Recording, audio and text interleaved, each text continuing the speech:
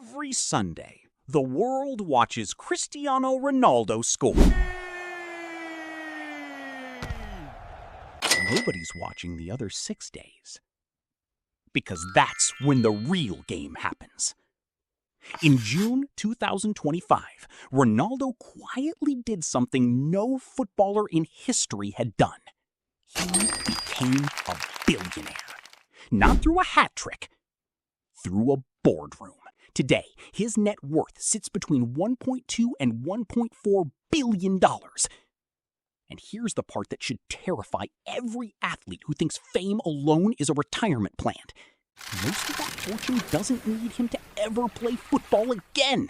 Let's break down how he built it. Start with the deal that changed everything.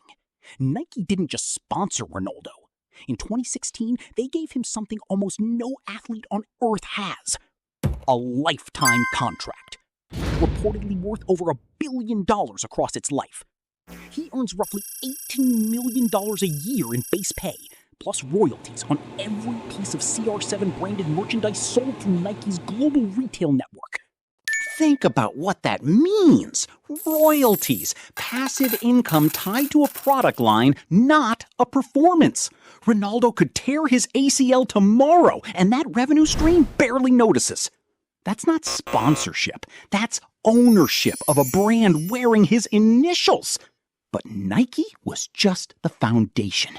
The real diversification started with an industry nobody expected. Hotels. Ronaldo partnered with Portugal's Pestana Hotel Group in a 50-50 joint venture, Pestana CR7. Properties in Lisbon, Madrid, Marrakesh, New York. A flagship in Riyadh reportedly in the works, perfectly timed to the tourism wave following his move to Saudi Arabia. Here's the strategic genius most people miss. He didn't build hotels from nothing. He attached his name to an experienced operator, took equity, and let real estate professionals run the business. Brand equity, doing the heavy lifting instead of his legs. Then came the move that made analysts sit up. Insparia, a hair restoration and health technology clinic chain across Spain and Portugal, now estimated in the $100 to $150 million range. On the surface, a strange pivot for a footballer. In reality, it's one of the smartest plays in his entire portfolio. Hair loss is not a football problem. It's a universal, recession-proof, endlessly recurring human problem. Ronaldo didn't chase glamour with this investment. He chased a customer base that never goes away. Add CR7 Crunch fitness gyms, stakes in health tech platform Iraculis, a minority ownership position in Spanish club UD Almeria, even reported investments in porcelain manufacturing and paddle sports facilities, and a pattern emerges.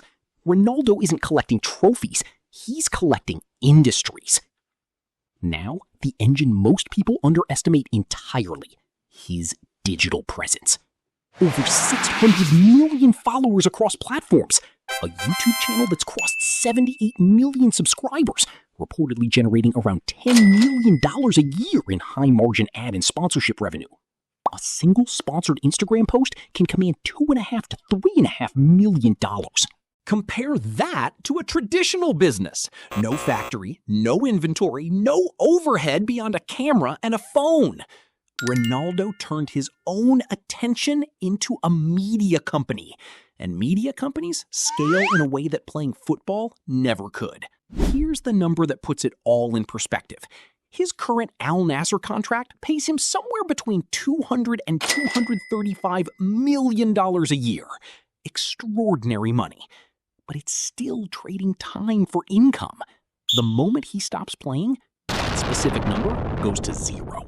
Everything else we just described, the Nike royalties, the hotel equity, the Insparia stake, the YouTube channel, none of it needs him on a football pitch to keep generating. That's the entire lesson hiding inside this empire. Most people, even high earners, build their entire financial identity around one income source. A job, a salary, a single skill they trade for money every single day. And the moment that source disappears, so does the income. Ronaldo built something fundamentally different. He took the income from his peak earning years and systematically converted it into assets. a hotel chain, a healthcare brand, a media business, a royalty stream. 4 completely different industries, none of them correlated. All of them still paying him long after the final whistle blows on his career. You don't need a $1 billion contract to apply this. You need the principle. Every dollar you earn from your primary income is either spent or it's converted into something that can eventually earn without you. Ronaldo didn't get rich by being the best footballer alive. Plenty of legendary players retired with a fraction of his wealth.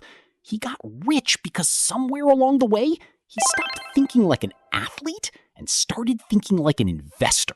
The goals made him famous. The diversification made him unstoppable.